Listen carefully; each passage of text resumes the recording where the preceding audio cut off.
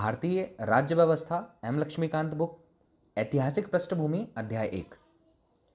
इसमें हमको पढ़ना है कंपनी का शासन जो था 1773 से 1858 तक जितने भी एक्ट जितने अधिनियम आए उसके बारे में सारी डिटेल। पहला है हमारे पास 1773 का रेगुलेटिंग एक्ट। 1773 का रेगुलेटिंग एक्ट, इसमें क्या क्या चीज़ें दी गई थी वो यहाँ पर हम समझते हैं। फर्स्ट है, इस अधिनियम का अत्यधिक संवैधानिक महत्व था। यह था भारत में ईस्ट इंडिया कंपनी के कार्यों को नियमित और नियंत्रित करने की दिशा में ब्रिटिश सरकार द्वारा उठाया गया पहला कदम था। क्वेश्चन बनता है, भारत में ईस्ट इंडिया कंपनी के कार्यों को नियमित और नियंत्रित करने की दिशा में ब्रिटिश सरकार द्वारा उठाया गया पहला कदम क्या था? तो वो था 1773 का रेगुलेटिंग एक्ट। नोट कीजिएगा, क्वेश्चन बनाइएगा और उसको समझिएगा। पहला जो है 1773 का रेगुलेटिंग एक्ट, तो भारत में ईस्ट इंडिया कंपनी के कार्यों को नियमित और नियंत्रित करने की दिशा में ब्रिटिश सरकार द्वारा उठाया गया यह पहला कदम था। आगे चलते हैं यहाँ से, और इसमें क्या क्या प्रावधान थे। इसके द्वारा पहली बार कंपनी के प्रशासनिक और राजनीतिक कार्यों को मान्यता मिली। पॉइंट याद रखना है हमको, रेगुलेटिंग एक्ट 1773 में क्या क्या प्रावधान किए गए थे। सेकंड है, इसके द्वारा पहली बार कंपनी के प्रशासनिक और राजनीतिक कार्यों को मान्यता मिली और इसके द्वारा भारत में केंद्रीय प्रशासन की नींव रखी गई। और इसकी विशेषताएं क्या है, क्वेश्चन पूछता है तो इसकी विशेषताएं हमको देखनी है। इस अधिनियम द्वारा बंगाल के गवर्नर को बंगाल का गवर्नर जनरल पद नाम दिया गया। तो क्वेश्चन बनाइएगा, यहाँ से क्वेश्चन क्या बनेगा, किस अधिनियम द्वारा, किस एक्ट द्वारा बंगाल के गवर्नर को बंगाल का गवर्नर जनरल पद नाम दिया गया? तो 1773 का रेगुलेटिंग एक्ट। एवं इसकी सहायता के लिए एक 4 सदस्यीय कार्यकारी परिषद का गठन किया गया। उल्लेखनीय क्या है, ऐसे पहले गवर्नर लॉर्ड वॉरेन हेस्टिंग्स थे, मतलब कि बंगाल का पहला गवर्नर जनरल। क्वेश्चन पूछेगा बंगाल का पहला गवर्नर जनरल कौन है? तो बंगाल का पहला गवर्नर जनरल है लॉर्ड वॉरेन हेस्टिंग्स।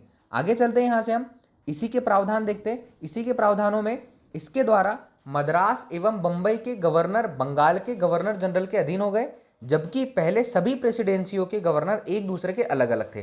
द्वारा मद्रास एवं बंबई के गवर्नर बंगाल के गवर्नर जनरल के अधीन हो गए, जबकि पहले सभी प्रेसिडेंसियों के गवर्नर एक दूसरे से अलग थे।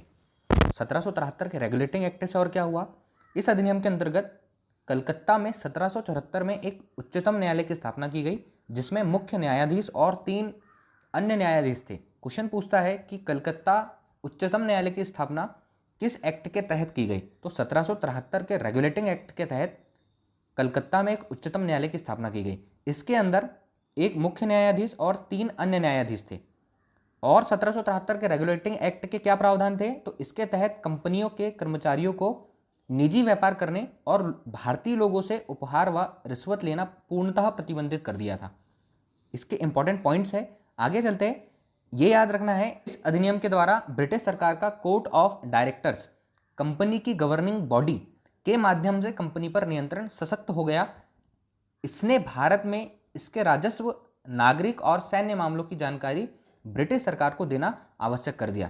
आगे देखते हैं, यहाँ से जो जज थे, जो न्यायाधीश थे, उनके नाम क्या है? तो इस अधिनियम के अंतर्गत कलकत्ता में 1774 में एक उच्चतम न्यायालय की स्थापना की गई, जिसमें मुख्य न्यायाधीश और 3 अन्य न्यायाधीश थे। इसके प्रथम मुख्य न्यायाधीश थे सर एलिजाह इम्पे और 3 न्यायाधीश जो थे उनका नाम है चैम्बर्स, लिमेंस्टर और हाइड। याद रखना है, प्रथम मुख्य न्यायाधीश एलिजाह इम्पे, 3 अन्य में चैम्बर्स, लिमेंस्टर और हाइड। तो दोस्तों ये था 1773 का रेगुलेटिंग एक्ट। फिर से देखते हैं, बहुत इंपॉर्टेंट चीज़ें हैं। जो जो इंपॉर्टेंट क्वेश्चन यहाँ से निकलेंगे आपको उन सारे क्वेश्चन को कंप्लीट करना है। भारतीय राज्य व्यवस्था एम लक्ष्मीकांत बुक है ऐतिहासिक पृष्ठभूमि, हमारा फर्स्ट चैप्टर है।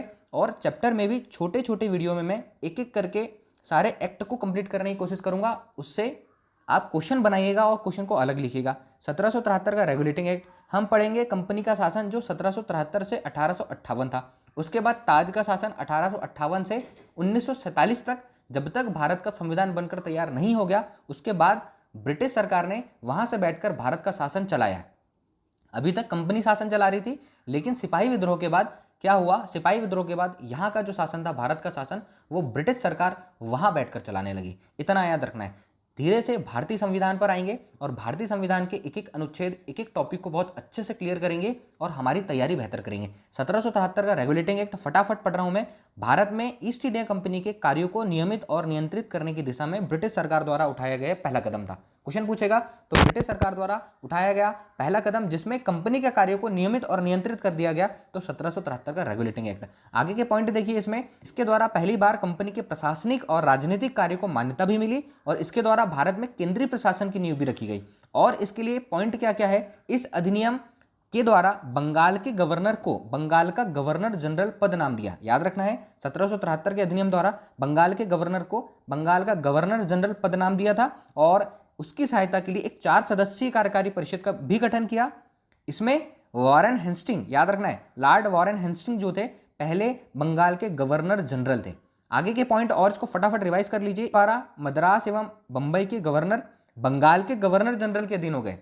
मद्रास और बंबई के जो गवर्नर थे अब वो किसके अंडर में काम करने लगे, बंगाल के गवर्नर जनरल के अधीन ही काम करने लगे, जबकि पहले सभी प्रेसिडेंसियां एक दूसरे से अलग अलग थी। इस अधिनियम के तहत कलकत्ता में 1774 में एक उच्चतम न्यायालय की भी स्थापना की गई थी जिसके मुख्य न्यायाधीश थे, एक मुख्य न्यायाधीश और 3 अन्य थे। ठीक है, इसके तहत कंपनी के कर्मचारियों को निजी व्यापार करने और भारतीय लोगों से उपहार व रिश्वत लेना पूर्णतः प्रतिबंधित कर दिया था। इस अधिनियम के द्वारा ब्रिटिश सरकार का कोर्ट ऑफ डायरेक्टर्स कंपनी की गवर्निंग बॉडी होता है के माध्यम से कंपनी पर नियंत्रण सशक्त हो गया था।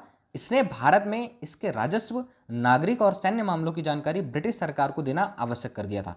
देखिए यहाँ पर जो मुख्य न्यायाधीश थे और अन्य न्यायाधीश थे, इनके नाम क्या है, तो मुख्य न्यायाधीश के नाम थे सर एलिजा इम्पे और 3 जो थे चैम्बर्स, लेमेंस्टर और हाइट। तो दोस्तों ये है हमारा 1773 का रेगुलेटिंग एक्ट। इसके बेसिक क्वेश्चन, 1 लीनियर क्वेश्चन आप लोग निकालिए और तैयार कीजिए कि 1773 में क्या घटनाएं घटी थी और उसको अलग से लिखने की कोशिश कीजिए। हमारी तैयारी बहुत अच्छे से कंप्लीट होगी, बस मेरे साथ बने रहिए। नेक्स्ट क्लास में अगला एक्ट और बहुत शॉर्ट वीडियो में आपको एक एक चीज़ क्लियर करने की मैं कोशिश करूंगा। मिलते हैं नेक्स्ट क्लास में, तब तक के लिए thank you friends, thank you so much.